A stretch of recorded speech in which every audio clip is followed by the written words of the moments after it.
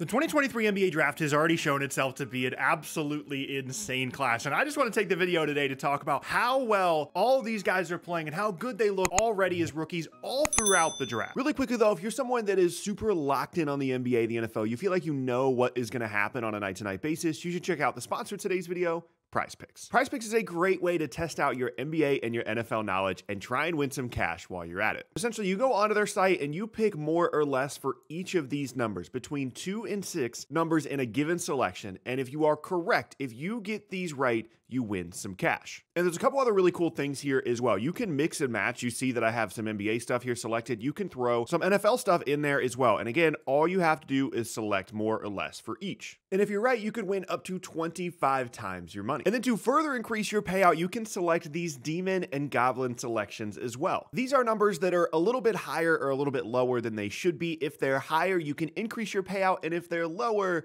then you can try and make your selections a little bit safer. But either way, this is a super fun way to test your knowledge of matchups against given teams and figure out what you think might happen on a night-to-night basis. If this is something that you're interested in, you can click the link in the description and get a 100% deposit match up to $100 when you use code SPORTING. So you can sign up right now. You can put in $100. They'll match the $100. You can have $200 right now on PrizePicks when you click the link in the description to go ahead and get started. And thank you again to PrizePicks for sponsoring this video. Briefly, I want to talk about the top 3 guys in the draft, and then we'll talk about everybody else. I did a video on this not too long ago, but obviously Wembanyama, they moved him to the 5, and he's been still kind of inconsistent, but just has these explosive moments. And defensively, he is absolutely everywhere. Obviously, the supporting cast isn't fantastic. The guards aren't great. Hopefully, they address that at the trade deadline, but really not much to complain about with Wemby. Brandon Miller has been consistent for Charlotte. He's been better defensively than I thought that he would be as a rookie, and the shot stuff has gotten much, much better, certainly compared to Summer League. And then Scoot Henderson is the guy that everybody's nervous about right now, and he still has some weird moments. I honestly don't know if I've ever seen a player that has as high a usage as Scoot does. It's not like he's crazy high usage, but that has the ball as much as he does and has more weird turnovers and air balls than Scoot Henderson does. But he's starting to get more run. They're having some injury issues, and I still have a lot of hope for the future of Scoot. But that's not the point of the video. The point of the video is these other guys. Both Thompson twins have been good, but in very limited action. The strength of this class, obviously with the exception of Wemby, might actually be all of these guys outside of the top 5. This is one of those groups that I feel like a couple of years from now, we're going to look back on this class and realize the incredible amount of depth. First guy I want to talk about is Bilal Coulibaly in Washington. The Wizards are a catastrophe of a basketball team. I apologize if you had to watch them at any point this year because it is a very, very tough watch. But I find myself watching a good amount of Wizards games because I really like watching Coulibaly play. There is a fluidity and a body control to him on both ends of the floor that if he can continue to refine his skill set, I'm really excited for. The shot mechanics look good, and he's someone that I personally think they should be prioritizing more within the offense, get him some more reps, and maybe we'll see that throughout the year. But the foundation of a really good starting caliber wing is there for Coulibaly, and outside of the top 5, that's not always the case immediately in some of these drafts, which begins just a ridiculously long list of guys that I want to talk about. Cason Wallace in Oklahoma City is basically Lou Dort. Like, he just shows up and runs around, has great energy, hits threes, and just looks like the perfect complementary player for that Oklahoma City team, a team that is incredibly deep, a team that has played like one of the best in the entire league so far. I want to see some, a little bit more obviously growth and development from him over the next couple of seasons, being even more consistent from 3, maybe some on-ball creation stuff as well. But he just goes out there, he guards, and he shoots, and it's awesome to see a guy immediately impact his team the way that Cason Wallace has. Some other guys as well. Dereck Lively in Dallas has been unbelievable. He was just a very weird prospect because physically everything was there, but at the college level, productivity was very, very weird, and he's still projected as a lottery pick because physically he had everything you wanted. And honestly, he looks better in the NBA than he did in college. It's crazy to say that, but he actually looks better. He looks more active. He looks more athletic. I don't know what it is. Obviously, having more space at the NBA level, he's perfect for Dallas. He's really good on the offensive glass. He's solid, if not, maybe slightly below average defensively, but provides them a body type at the 5 that they have needed the entirety of the Luka era. And again, the theme of this class, he has just showed up, started a ton of games, played really well for them, and been really productive. This is not normal for rookies to show up and be impactful on winning teams the way that guys like Cason Wallace and Dereck Lively have. And that, I think, again, could be one of the themes of this class. Some other guys here as well. Jordan Hawkins in New Orleans hasn't been playing as much lately since Trey Murphy has come back over the last couple of weeks, but I've done a video on him on one of my other channels. He's unbelievable. I think he's legitimately one of the best shooters in the West, maybe even one of the best shooters in the league once he gets a little bit more usage. They're starting to use him a little bit more because the Pelicans are always missing somebody. Someone is always hurt. And I'm hopeful that they prioritize him more over the next couple of seasons, because purely as a shooter, like, there's going to be issues. He's not going to create a ton. He's skinny, not going to guard super well. But just as a spacer, he is awesome and a guy that deserves minutes on a good Pelicans team. Again, that is not normal for rookies. Keyonte George in Utah has been a little bit up and down, but it's clear that there's something there. Even if he just ends up being like Jordan Clarkson 2.0, like, there's definitely something there with Keyonte George as a, you know, kind of spark plug offensive weapon. Utah has been playing extremely well lately. It doesn't necessarily have a ton to do with him,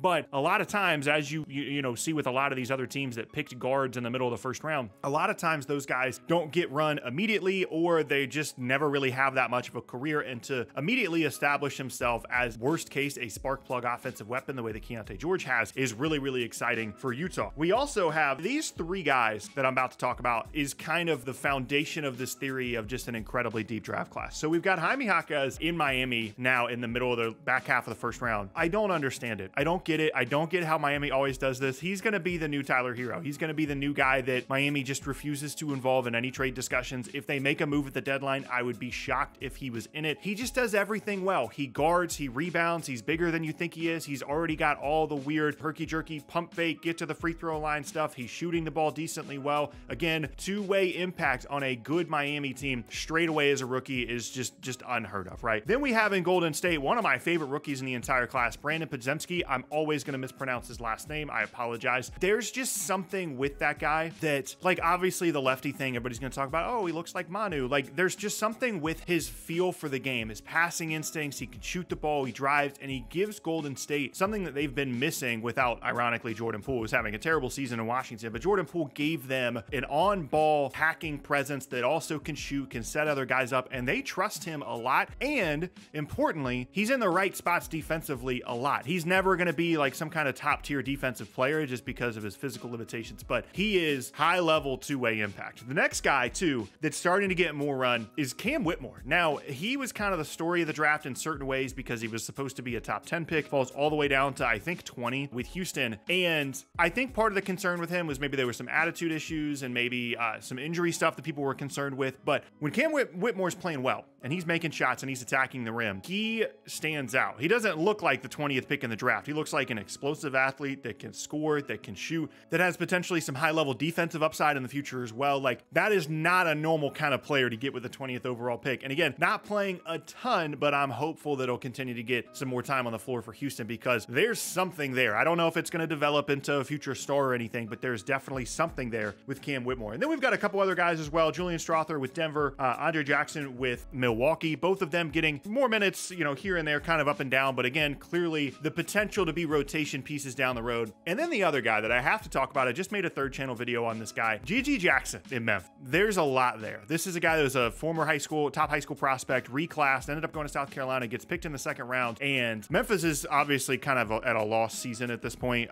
Desmond Bane, Marcus Smart are both going to be out for the next 6 to 8 weeks. Ja's out for the rest of the year, so it's Jaren Jackson and Luke Kennard and GG Jackson basically at this point. And as a versatile 6'8", super athletic forward and wing, he's exactly what they need. He's what Zaire Williams was supposed to be when they moved up and picked Zaire Williams, I believe 10th overall a couple of years ago. There's definitely a lot there with him. He's been in the G League, but he's playing more now because all these guys are hurt. And I wouldn't be surprised if by the end of the season, he projects as a starter for Memphis next year. He's the youngest player in the entire league and exactly the kind of player that this Memphis team needs. And I just read off, what, 10 or 15 guys, even outside of the top 5, that have been unbelievable. And the difference is every year we have rookies that put up good stats and then kind of fall off in years 2 and 3. A lot of these guys are contributing to winning teams that are picked, you know, 12th and beyond on teams that project to be playoff teams. They're rotation players, some of them even starters like Derek Lively. This doesn't happen for rookies. You have your high upside guys like GG Jackson, Bilal Coulibaly, the Thompson twins, but you also have high impact immediate contributors like Podziemski, like Derek Lively, like Jaime Jaquez. This is not normal, and I cannot wait to see what this draft class looks like a couple of years from now.